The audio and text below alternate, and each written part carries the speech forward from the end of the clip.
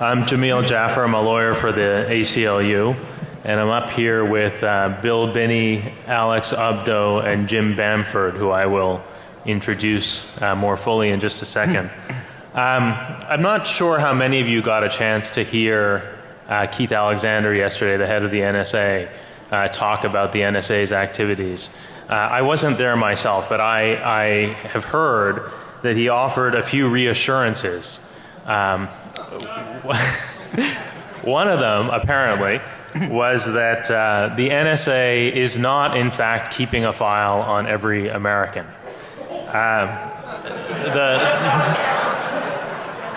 I'm just reporting, all right? The second reassurance he offered is that when the NSA incidentally or inadvertently collects information about Americans, it's required by law to minimize that information, meaning it's required by law to delete it or to redact it. And the third thing he said is that the NSA's activities, and I think this is in some ways the most reassuring thing, the NSA's activities are fully consistent with the Constitution and with the Foreign Intelligence Surveillance Act, which is the statute that governs the NSA's activities inside the United States. So the question I want to ask is, why is it that the head of the NSA feels obliged to offer those kinds of reassurances right now? I think there are a few reasons. One reason is that the NSA just has much, much more power today than it has ever before. That's because of technological advances. It's also because of social behavior. We just share a lot more information electronically than we have in the past. And it's also, and this is perhaps less known, because the law is so much weaker now than it was even 10 years ago. Over the last decade, the laws that govern the NSA's activities have been weakened repeatedly in 2001, in 2005, in 2008. And as a result, the NSA really operates without a leash right now. The people that I'm up here with today are perhaps the best people in the country to explain precisely what that means. One of them is Bill Binney, who was with the NSA for more than 30 years. He left the NSA in October of 2001. When he was at the NSA, he was working on the very issues that we'll be talking about today.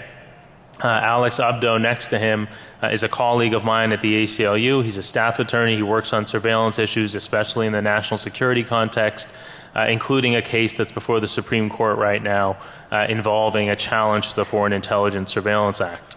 And then Jim Bamford, who many of you already know, is the nation's leading expert on the NSA. He's written many books about it, many articles about it. Among his books are The Puzzle Palace, The Shadow Factory, and Body of Secrets. So with that brief introduction, let me ask Jim first. Putting aside the legal issues, putting aside the legal restraints on the NSA, what is it that the NSA can do right now? What is it that the NSA is technologically capable of doing? And how is that different from what the NSA was technologically capable of doing, say, 10 years ago? Well, first, I just want to say I'm really happy to be here. And I was here 10 years ago, and it's really grown. DEFCON's really grown since then, so I'm really happy to see that. The other thing is General Alexander asked me to fill in a few blanks that he left when he was speaking here, and I said I'd be very happy to do that since I've been talking about NSA since he was a private, I think. And don't be fooled by that black T-shirt he was wearing. Underneath it is a giant parabolic microphone. So what can NSA do today that it couldn't do 10 years ago? Well, first of all, pre-9/11, NSA was following the law to a large degree, basically since the Foreign Intelligence Surveillance Act was passed back around 1978. But that all changed after 9/11, and that's when George Bush decided to do the warrantless eavesdropping. So since then, NSA has had an enormous building boom like nothing in its history. billions and billions of dollars of new buildings, new infrastructure, new listening posts, built a new listening post or some of these are reconstruction of existing listening posts, but a giant listening post, actually largest in the world, in Atlanta, or outside of Augusta, Georgia. It'll have 4,000 positions, 4,000 eavesdropping positions. And another one in Texas, and then there's a downlink in Colorado for NSA's satellite information, and then another one in Hawaii. But the high point of NSA's building boom is a building I just wrote about in the April issue of Wired magazine. It was a cover story in Wired magazine on NSA's enormous data center in Utah, Bluffdale, Utah. Ironically, the only other thing in Bluffdale, Utah is the second largest polygamy sect in the United States. So you got both groups there listening for messages from the heavens. So it'd be interesting to watch these two groups socialize together. But NSA is building this huge data center now in Utah that'll be 1 million square feet and cost $2 billion, so they can store. It'll be the central place for storage for virtually all the information that they collect. It's basically going to be their cloud, so that all the listening posts, all the analytical positions, the headquarters and so forth will be able to go in and come out, take stuff in, post stuff out, analyze it from their distant locations. And the other thing is this huge supercomputer center they're building down in down in Tennessee, Oak Ridge, Tennessee, the place, Secret City, where they worked on the atomic bomb in World War II, and now they're working on basically the computer equivalent of the atomic bomb. Computer that is into the petaflops in terms of speed now, and they're building another building down there now that will be able to get into the exaflops, which I've got a statistic here I'll read later on how fast that really is, but it's very fast. And then maybe on to yotaflops or whatever. So that's pretty much where NSA is right now. It's this enormous building boom. They've got enormous storage capacity for all the new communications they're going to be intercepting, and a new supercomputer center for attacking encryption, maybe even public key encryption or other kinds of encryption, although it's hard to say exactly what they're going to be using that center down in Tennessee for right now. So Bill, how do you reconcile, is there some way to reconcile General Alexander's statement that the NSA isn't keeping track of every American with the existence of a facility like the one in Utah? Well, first of all, I'd like to say, first of all, that his statement about not keeping track of every American is absolutely true. He missed a few. Not many, but he missed a few. Okay? But that's the kind of word game they play. I've been in that business for a long time, so I knew their word game. But no, there's absolutely no excuse for him even implying that he's not collecting all this data. I mean, it's not just for processing after linear recursives or things like that. It's actually storing information that they're collecting, which is emails, FTPs, those kinds of things, Twitter things, and all kinds of data about everybody.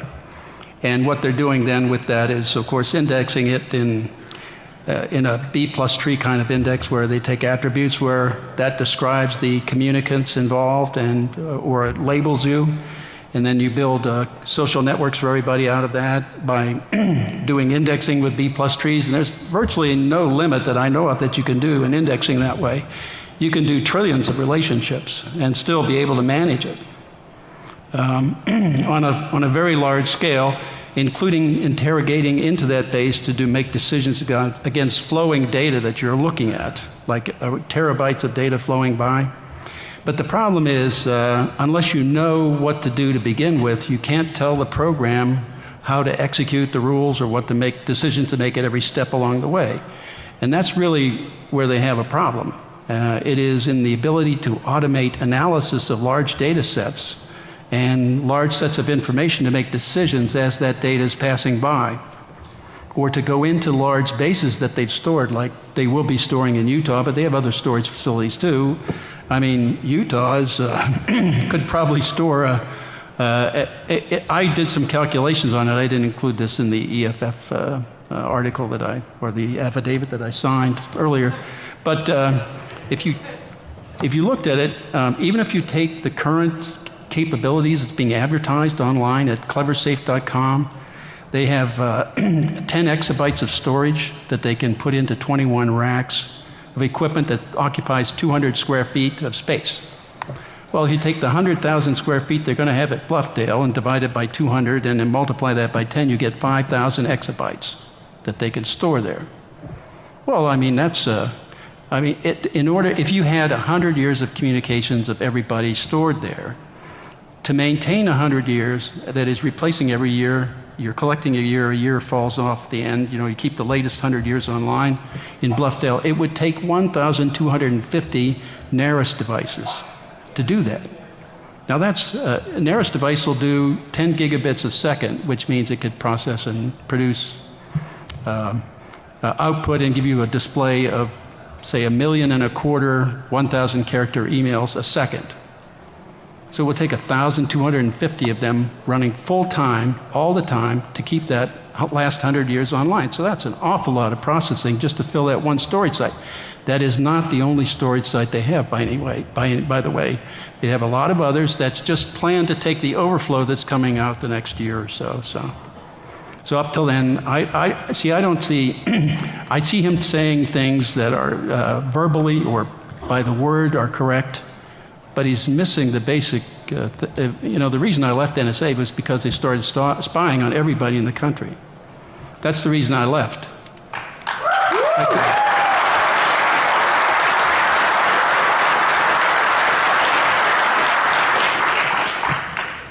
NSA's charter, and it was a legitimate one, was to do foreign intelligence, and I was with that all the way, and I did the best I could in that job. Unfortunately, they took those programs that I built and turned them on you, and I'm sorry for that. I didn't intend that, but they did that. So, Alex, is this a problem with the law? Is the problem that the law is not sufficiently restrictive, or is the problem that the NSA is violating the law?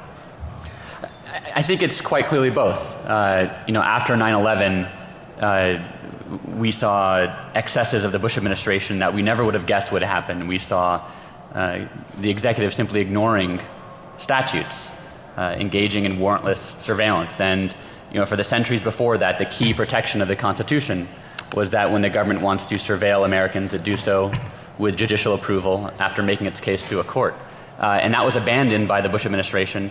But that was just, one instance of extreme violation of the law. But then Congress essentially codified that in 2008 when it authorized the government to engage in domestic dragnet surveillance of Americans' international communications. And so what we have now is an institutionalization of the law-breaking that occurred after 9/11, with the result being that the key legal protection that has protected us since the enactment of the Bill of Rights is no longer in place with respect to our communications. So we can't be sure, that the law is protecting us. We can be quite sure, actually, that it's not protecting us. But even putting aside what happened after 9/11, with the violations that are now well known and exposed, there have been countless others that we don't know about. We know we have hints and suggestions from documents that we've gotten through FOIA, through leaks to the press, through the great work of Jim, and through what we've learned from Bill and a few of his other colleagues at the NSA who defected. We know that there have been other violations, but what you didn't hear in General Alexander's speech is any explanation of those, any provision of the transparency that is so sorely needed. We have those hints in the documents, and when we have even a new one coming out of Congress just a week ago about the NSA violating the Constitution in its use of its latest surveillance authority, but we don't know in what ways exactly. We don't know how often, and we don't know with what effect. If you're a lawyer and you work on these kinds of issues, the difficult thing here is you've got this set of laws, the Foreign Intelligence Surveillance Act principally, that lay out what seem like pretty clear restrictions on what the NSA can do. For example, the Foreign Intelligence Surveillance Act says that in most instances when the NSA wants to essentially wiretap somebody inside the country, they need to get something called foreign intelligence probable cause, some version of probable cause. But what you guys are describing, Jim and Bill, and what is described in a lot of newspaper articles that have come out over the last few years, is something that seems wholly inconsistent with those restrictions. And I'm trying to figure out, is that just because the NSA doesn't care at all about the law, or is it because the NSA can manipulate laws that are poorly understood by the public?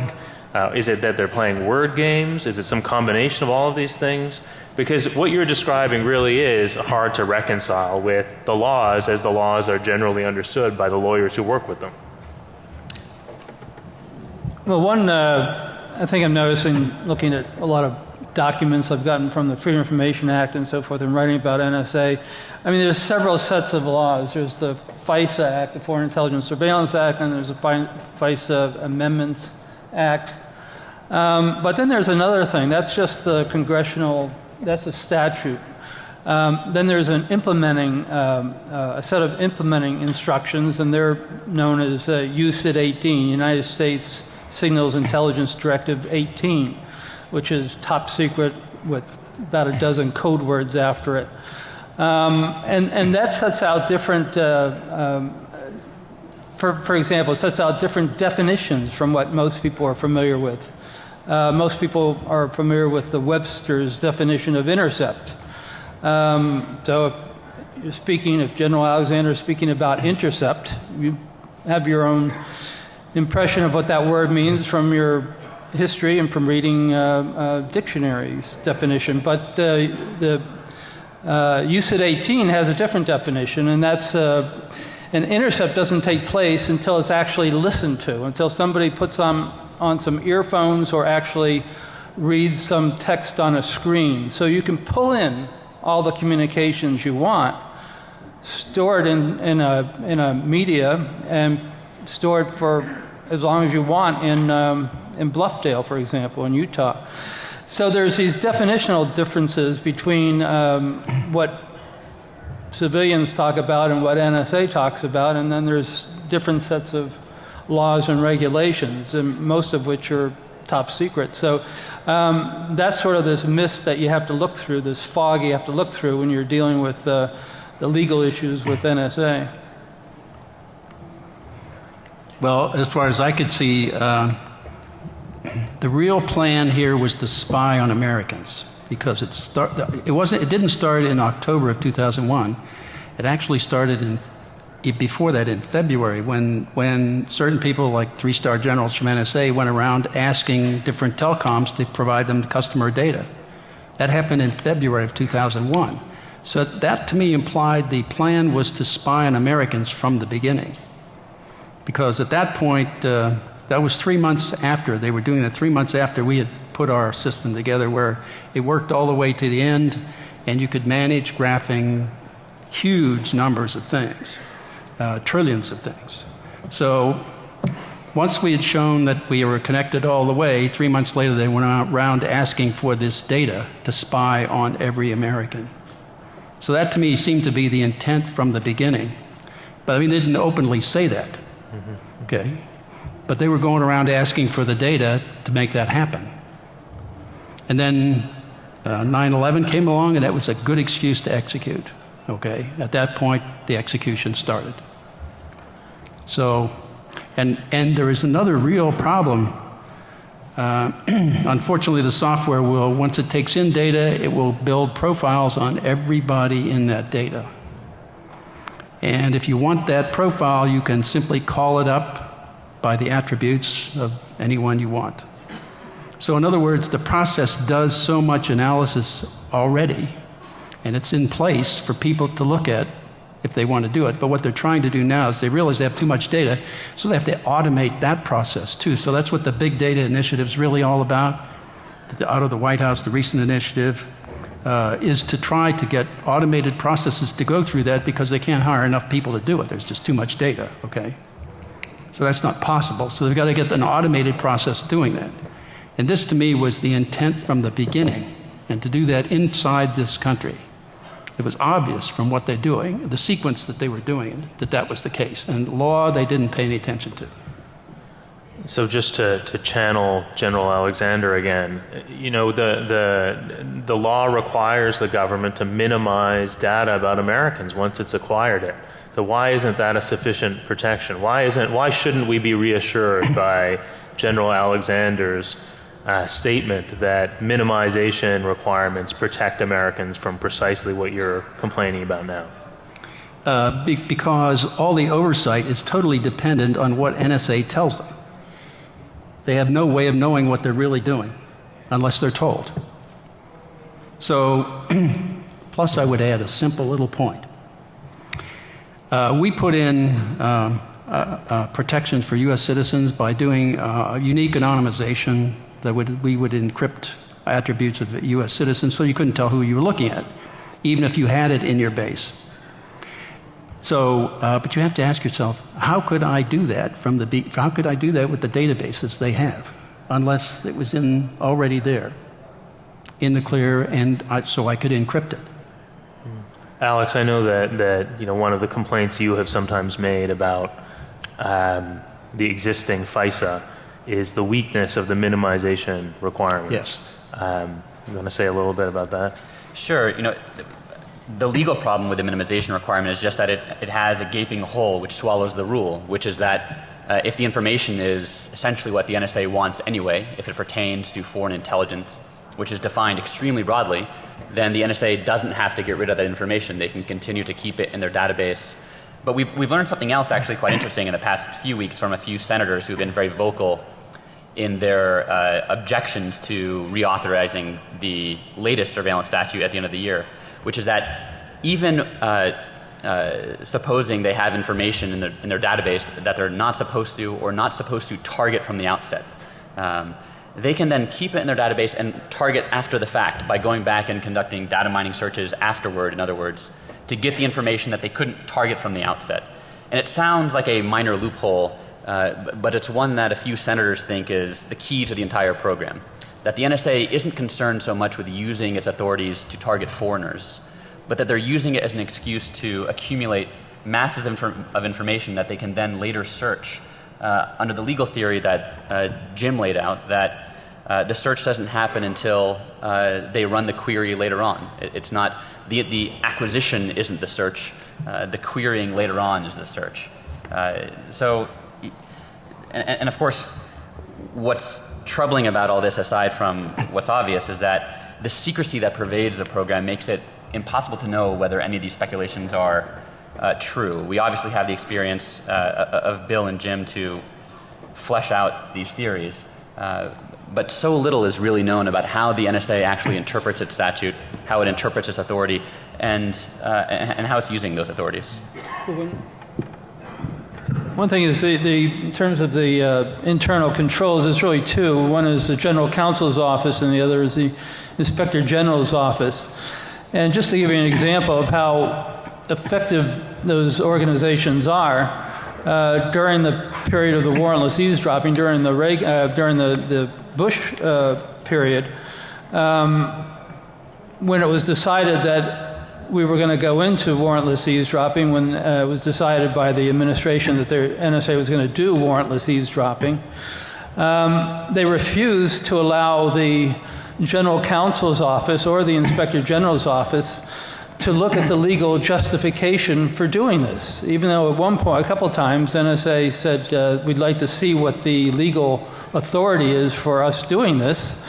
The Bush Justice Department said, you're not cleared to know the reasons that you have to do this. And General Hayden at the time just saluted smartly and turned on the bugs. So, you know, you have to really wonder what the usefulnesses of some of these internal organizations are. If somebody from the higher up in the administration could just say, it's none of your business and you're not cleared to know.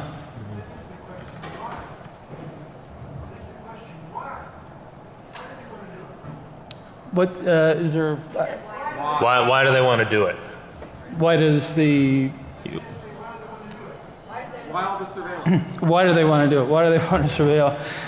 That's their job. That's what they do. That's what they were born to do, and that's what they like doing. That's their job. They surveil the eavesdropping is what they're charged to do, and you don't see very many people except for Bill. There were only Bill, a couple other people associated with Bill that actually said, "Wait a minute, I'm not going to do this. I'm opting out.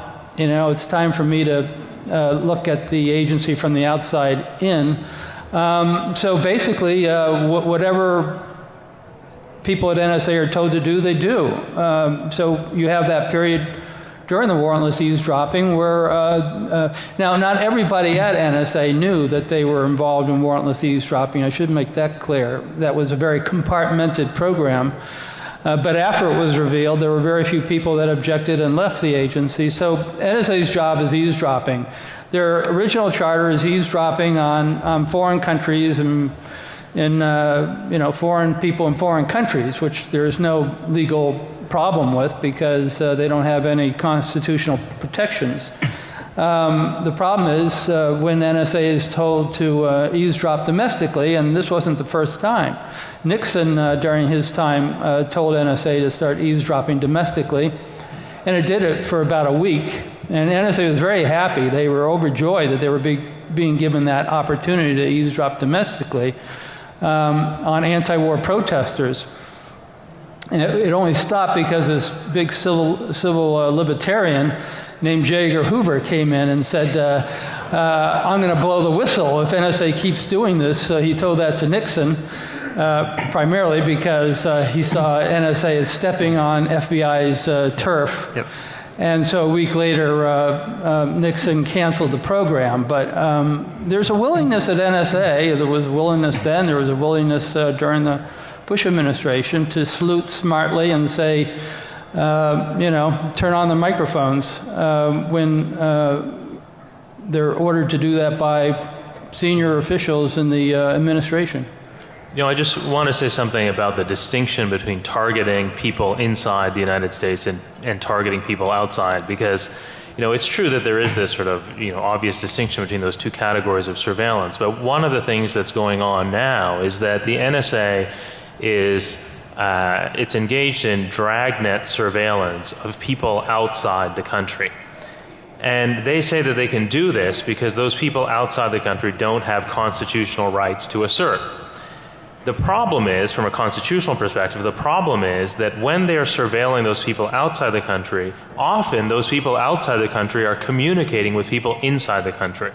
And so the NSA is sweeping up these huge volumes of communications between Americans inside the United States and non-Americans outside the United States. And those huge volumes of communications are going into these databases, including these Utah databases. And the problem that Alex was alluding to, that Senator Wyden has been harping on for the last few weeks, is that once all the information has been collected on the theory that it was collected in the course of surveillance of people abroad who don't have constitutional rights, all of that information sits in a database here and then can be searched even if the NSA is concerned not about some foreigner living abroad, but about some American living here. And there are lots of reasons to be worried about NSA surveillance, even of non-Americans living abroad. But, even if your only concern is about NSA surveillance of Americans inside the United States, this is, as Alex says, a really huge loophole in the legal protections. One other point also is that when you're thinking of targeting overseas and not targeting U.S. citizens, it sounds fairly innocent, but one thing you can target, for example, would be the overseas or call centers. All these call centers they have in India and Philippines and different places now, all these companies from AT&T to American Express, Bank of America, all these companies are outsourcing when people call up and want to know what their balance is in their banking account, for example, it might be answered by a calling center in India. Well, you can target the calling center in India because it's a center outside the United States. It's foreigners that run it outside the United States, and you're not specifically targeting any American within that call center. But everything going in, if I call up and say, what's the balance in my banking account, or a question about some financing that I'm doing. That's picked up and would also go to Bluffdale because it's not being specifically targeted against me, but it's being targeted against an overseas call center. So that's sort of a loophole. So I want to ask the question that we started to talk about a minute ago, but ask it more directly. So why aren't more, if this kind of thing is going on at the NSA, why aren't more people speaking out about it? Well, I think the point is they're all been pretty much scared by what they did to us. They threatened us with prosecution. They tried to prosecute Tom Drake, and they basically made our lives a mess. They made us incapable of getting business. But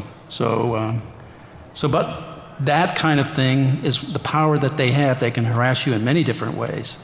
And so they tried doing that with us. And so and they advertised that, by the way, internally in NSA on their internet inside the NSA. They put our 60 Minutes take on their video internally. They made it clear what they were doing to us internally. So the whole idea was to scare the entire population internally. And that's really what's happening with our government, the way I see it. Ronald Reagan said we're a country with a government. I think we're reversing that relationship. Our country is now thinking our government now thinks it has a country. And the only way to maintain it. Yeah. But see, the only way to really maintain that is to do like all these other totalitarian states have done around the world. You have to gather information about your population so you can control it. And that's really what's driving all of this. They're afraid of the population of the United States. They want a country, this country. That's really, in my view, what they're doing and why. So, I had this.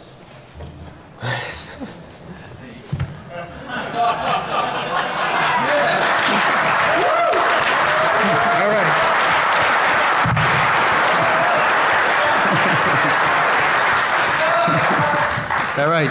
I want to save a little time for questions, but I have at least one more question. This one for you, Alex. I mentioned at the beginning that there's a case before the Supreme Court this fall. What's at stake in that case? So this is the ACLU's lawsuit on behalf of a number of human rights groups, journalists, activists, challenging the latest surveillance statute, the statute in 2008 that really shifted the paradigm from individualized surveillance to dragnet surveillance. And unfortunately, for the past 4 years, we haven't been litigating in court about whether the law is constitutional or not. We've been litigating about whether our plaintiffs have standing to challenge the law, whether they can file the lawsuit to begin with. And what's discouraging about the suit is that the government's argument all along has been our plaintiffs can't sue because they can't prove that they were surveilled, but of course we, the NSA, would never disclose whether anyone in particular is surveilled. And the consequences of that argument should be obvious. They're that no one can challenge the law. So even if you're not concerned about the extent of the NSA's authorities, you should, I think, perhaps be concerned that not even the government wants there to be constitutional review of these laws. They don't want anyone in court discussing them, let alone in public or in Congress. They don't want courts reviewing these laws to establish meaningful limits if there are limits to establish, or even to say if the government is correct and the laws are constitutional, which they're not. So that's what's at stake in this lawsuit, is whether this statute can be challenged. But it's not just this statute. There are numerous surveillance authorities that not only the NSA has, but other agencies use on a daily basis to intercept our communications or to gather intelligence. And if this suit is turned away by the Supreme Court, then I worry that there will be little opportunity to flesh out the constitutionality or the limits of the law in this area. And without those limits, we know what happens. And if not for a few intrepid whistleblowers, we wouldn't know about what happened after 9/11. That wasn't the success of the rule of law in this country. That wasn't the result of a lawsuit that brought that about. That was luck. And we can't rely on that forever. We're a system of checks and balances for a reason, but those checks and balances are not working in this area. Go ahead. Just one point also. I was actually one of the plaintiffs, along with Christopher Hitchens and a few other people, of the original suit brought by ACLU, and we were among the people that was identified as not being able to show that we have standing. We weren't able to show that we were physically eavesdropped on because NSA doesn't tell you who it eavesdrops on. So they threw our case out, and that's what this case is going forward with now, which I'm very happy about.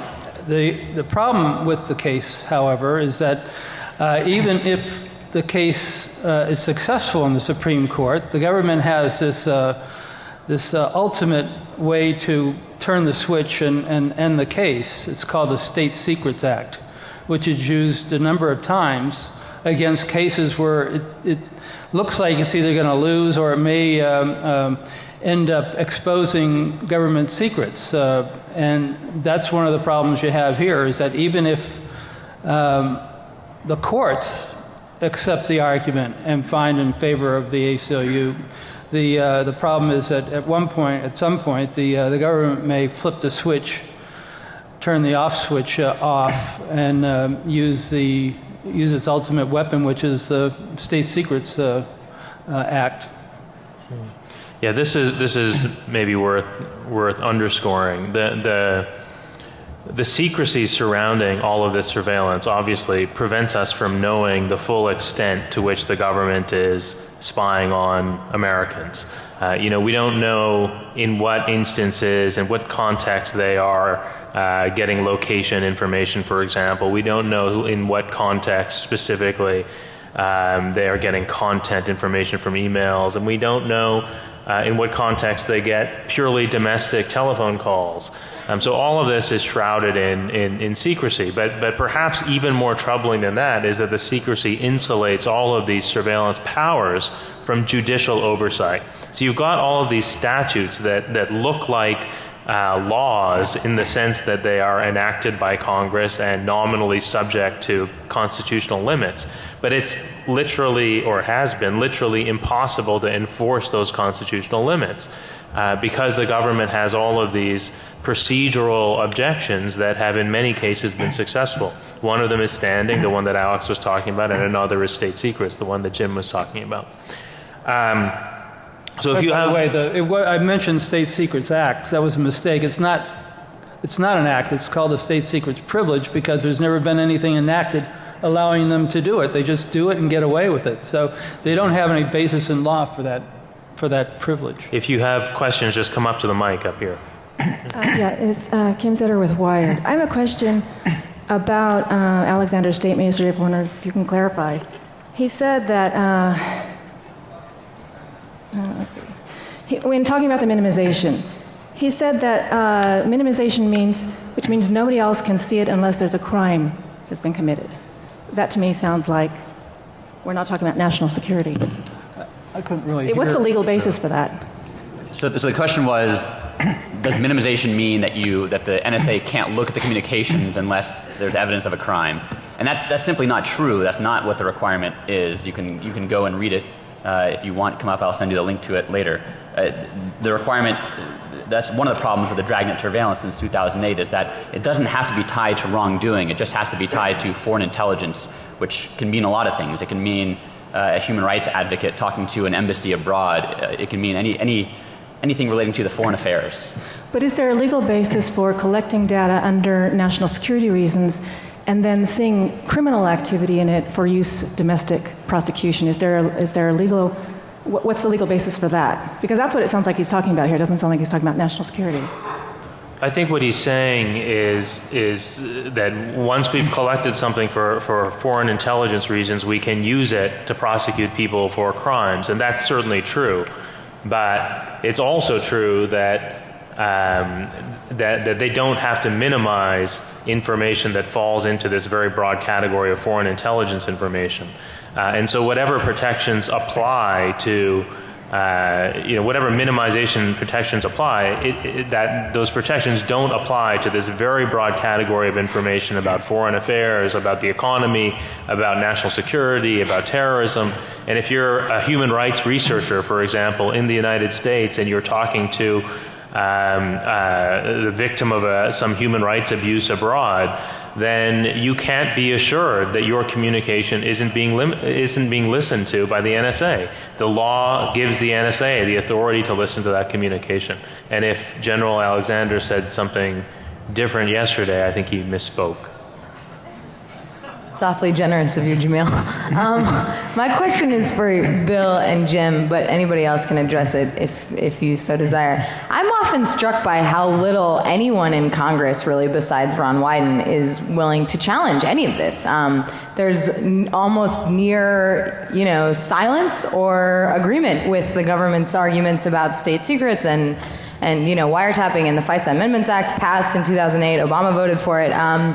So my question is, we talk a lot about surveillance in this world. We don't talk very much about blackmail, and I don't really get why, because it seems to me that, there are 535 people in the House and the Senate who could affect some change in this regard, right? Ostensibly they have power over the NSA, and they don't. And I'm wondering if there's any, if there's anything about blackmail, frankly, that, people are actually afraid to do the right thing because they too have emails and cell phones and, personal lives that are potentially, stuff that they don't want public. So, thanks. Let me take that. Yeah. I think there's a couple of factors involved here. One is that NSA produces an awful lot of intelligence for the U.S. government on a very large scale. Most of it is coming from NSA. In fact, for all of the government. So they look at them as a source of input of intelligence on decisions they may have to make. So they look at them as a valuable resource. But NSA also looks at Congress as a way of getting money, and they really they focus in on preparing stories, which I refer to as techno-babble. They go down and bamboozle Congress, and the Congress can't challenge them because they don't know any better. Okay, you have congressional people down there who don't know what not necessarily, some of them don't even know what an email. Some of them still don't email. So they aren't technically swift. Okay, so these guys go down there and bamboozle them. And you can see some of that in that testimony that happens in the various committees there. You can see that. So they get bamboozled that way. But also, from the congressional perspective, they look at NSA as all these different buildings they're putting around the country are going into somebody's area, right?